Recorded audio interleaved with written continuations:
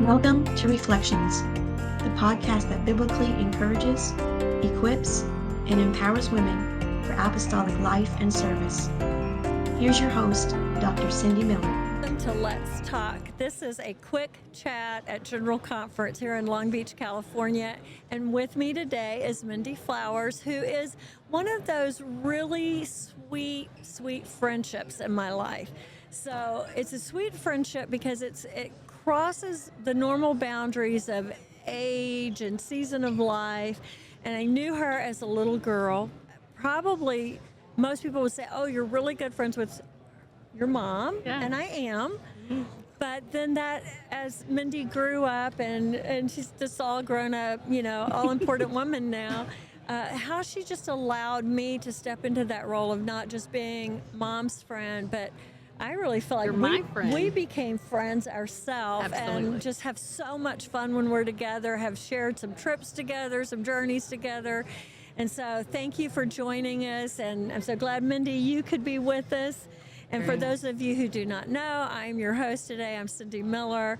And we are going to just jump into the topic that has been our topic all day here at General Conference, and that is the importance of women having friends, making friends, keeping friends, going after a friend, and being a good friend, because it's important to be a good friend. So my first question to you, Mendy, is, sometimes people look at friendship in certain ways, like I just need one person in my life, one best friend. And I'm not a person who has a ton of really close friends, but the few friends I have, I treasure, I love to pieces, and would do anything for.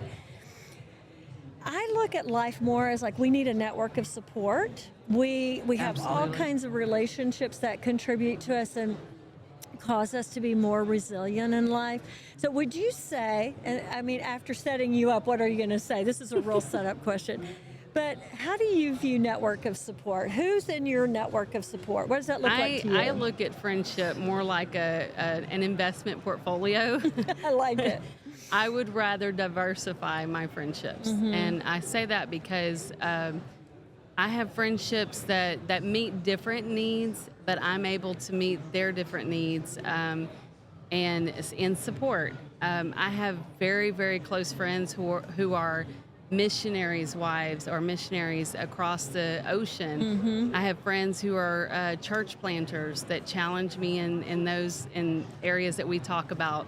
I have a very good friend that is not of our faith. She's mm-hmm. a Christian, but she is. I work with the PTA with my kids' school, and she is a communications director at our school. So I just believe that friendships should be diversified. It should feel like a web is there to catch you, mm-hmm. and that means they have to be kind of all interlinked for you to fall back on. You have to let them in. Yes. You let them stick. Oh, and let them stay, absolutely, because it's not going to be a web that catches you if there's not a lot of strands in there. Right. Because it's a lot of pressure. I think about people that, they only have like that one person, and what a heavy load for that one person to carry. Like, you have to be my all in all. I mean, as much as I love my husband, he doesn't need to be my all in all. That's not his job. He mm-hmm. has his role. But women need women. I believe that. Because women understand each other in a way. The precious men. Because we really are from Venus. Yeah, it's so different, Yes. Yeah. Yes. So here you are in the PTA working hard, mom, yes. And your kids are in quizzing and pastor's wife, and just doing a lot of things outside of just your local ministry in the church. Right. You've got fingers in a lot of different things, but friendships are so important. They are. So let's just talk about how you're intentional. Like, how much effort do you really put into your friendships? Those little square things that you don't even have to put up to your ear anymore. Our phone, we have technology at our fingertips, and that it can be a distraction at times, but it can be very, very useful. Mm-hmm. And my friends know this. I don't hide it from them that I literally make reminders in my phone Call Cindy Miller today. There you go. Okay, you'll be next. I have reminders that pop up at least every month. Text so and so. You know, I have my friend Mary Catherine. She'll probably listen to this, but we were just talking, and so we text. I don't just like texting. One thing that we do and I love is I have friends that I literally get a Zoom call coffee dates with. Oh, that's excellent. And we will literally, I have a friend in Portland, Oregon. She has better coffee than Texas does. So she has better coffee at her end and I'm drinking my coffee on my end. But we're sitting there face to face and we get to talk and we get to laugh and cry and talk about things going on in our kids' worlds. And I just think that's important. If you don't learn that, yes, you're busy, but you're not too busy for friendships, because friendships are what really holds you upright sometimes. Yeah. And when something pops up on my phone to text so-and-so or to call them, it's my intentional reminder that friendships are important and I need to be, and not always do I have to be the one to reach out, but you know, I don't believe in being pity me. Nobody calls me. Right. Nobody texts me. Because if I can't walk across the aisle and do it myself, then who am I to say they don't do it to me? So it goes both ways. You know? Absolutely. So it sounds kind of ridiculous that you have to set a reminder to check on friends. But if you really are that busy and friendships mean that much to you, then absolutely you need to be the one to just set the reminder. Well, and I like what you said. You know, you share together in these Zoom coffee dates, you laugh together, you talk about life together. That's normalizing, because sometimes we feel like I'm the only one, or this never happened to anyone else, or, you know, why me? We can get in those modes, and then they start sharing their stories and you're like, you know, my situation isn't so bad after all. It doesn't sound too bad. And texting is not, texting is great. Our, kids do it all the time. But I love to hear my friends laugh, because laughter truly is medicine. And I have friends who have contagious laughs. And when I need to hear laughing in order to make me laugh, then you need a phone call or you need a Zoom. Laughter is so healing, isn't it? It's so good. Yeah, a friend sent me this really funny picture someone had taken of her. You know how people do at conferences sometimes, you're right, your mouth wide open, bug-eyed, worse. Right. Worse, and you look at it and you go, well, they hate me for sure. But she had one of those moments and she sent it to me, and it was, I promise you, one of the most awful pictures I've ever seen. Yes. I laughed and laughed. I nearly fell out of my chair laughing. And so she texted me. She said, "Did you fall out of your chair laughing?" And I said, "Oh, she knows you.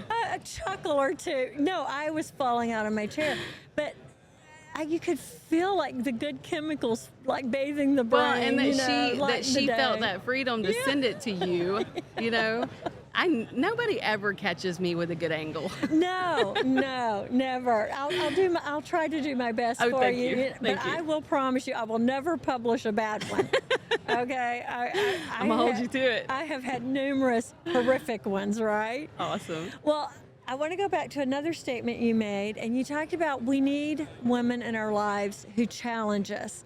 Did you mean by that challenge us in the way like they're difficult, or challenge us like, you got this, you can do it, you can be better? I don't seek out difficult friendships.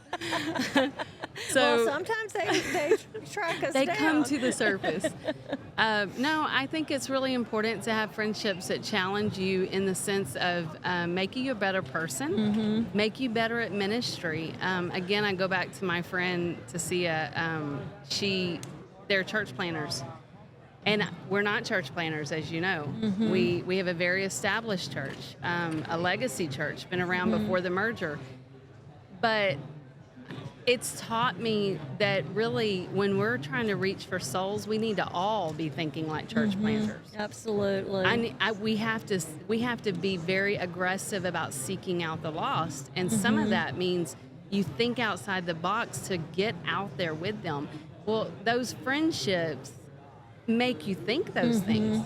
Because if you didn't hear them, then you wouldn't think probably on them. Right. And so friendships, do that. There are many times that if I'm thinking about stuff or things are going on in life, and I pick up the phone and call a friend and just say, you know what, this is something I'm going through in my mind, something I'm thinking about. Yeah.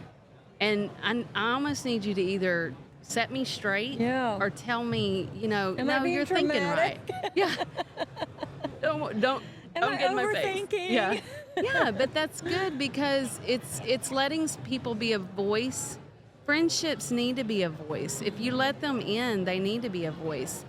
And I think that's where it helps me to have more self-awareness because they make me look at myself in a mirror or look at my thoughts more deeply and help me to understand that, you're getting a little off here. And I think friendships need to be transparent like that. Well, if everybody agrees with me, that doesn't necessarily mean they're really a good friend.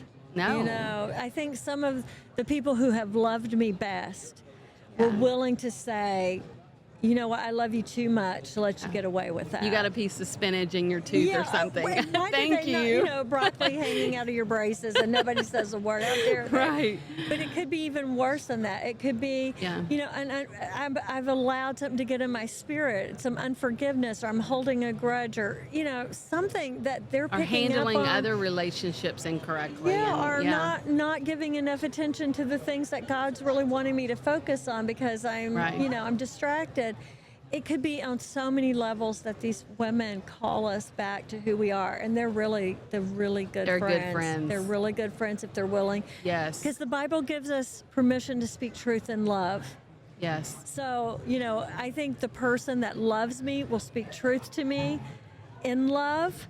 And I think those that don't love me like to speak truth to me, but there's no love in it. And you can tell the difference. And it is so obvious. Yes. Mendy, we're out of time. I have loved this quick chat with you, but I always love any moment I get to spend with you. Thank you for joining us here. And hopefully we'll get together in the future and we'll have a longer conversation. And to all of you listening in or viewing this, thank you for joining Let's Talk, our quick chats here at General Conference. And our goal, our hope is that we can just wipe out this epidemic of loneliness and that we get involved with each other's lives and we make a difference by becoming true loving friends.